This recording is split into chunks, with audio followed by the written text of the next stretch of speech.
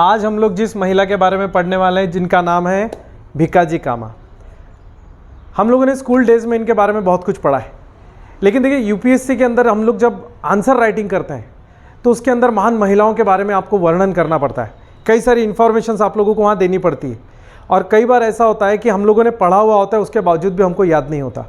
तो हम लोग ऐसे महान महिलाओं की सीरीज जो हम लोगों ने स्टार्ट की उसमें एक और महत्वपूर्ण नाम भिकाजी कामा जी का है।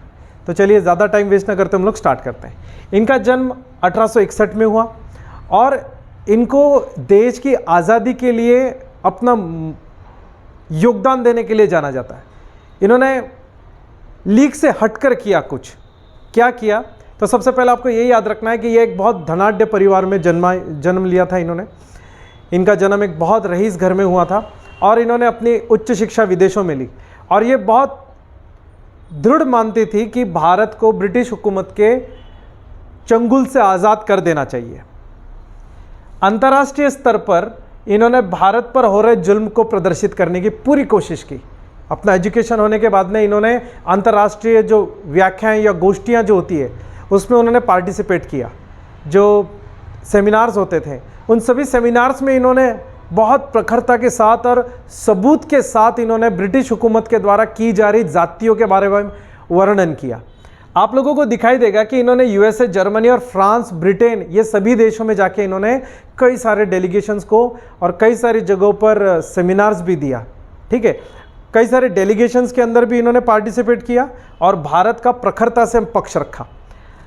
सबसे इंपॉर्टेंट इनका काम जो माना जाता है वो जर्मनी के स्टटगार्ट 22 अगस्त 1907 को 7वीं अंतर्राष्ट्रीय सोशलिस्ट कांग्रेस की जो मीटिंग हुई थी उसमें इन्होंने भारत का पहली बार तिरंगा जो है वो फहराया था।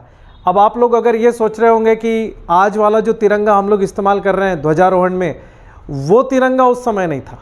1907 में दूसरा तिरंगा था। आप लोग जाके चाहें तो देख सकते हैं, उसमें कमल, ठीक है, और भी कई सारे सूरज, चांद वगैरह भी मौजूद थे उसमें, उस तिरंगे में।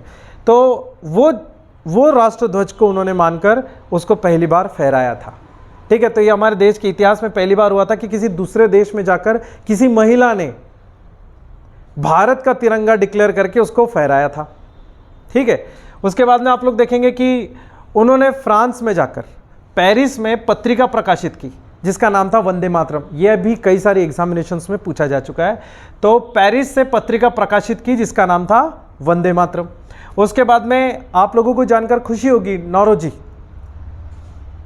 दादा भाई नौरोजी एक ऐसे व्यक्ति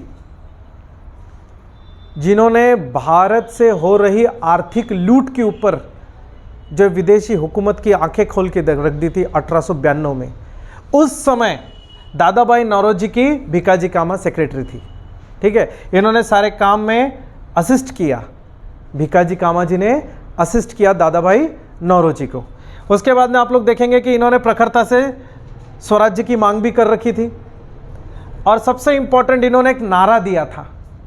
और ये नारा आप लोग अगर यूपीएससी मेंस के आंसर पैटर्न में लिखते हैं अगर हिस्ट्री के क्वेश्चन में, तो मुझे लगता है कि कहीं ना कहीं चेक करने वाले को बड़ी खुशी भी होगी और आपको उसके मार्क्स भी मिल सकते हैं। उनका नारा था, आगे बढ़ो, हम भारत के लिए और भारत भारतीयों के लिए है।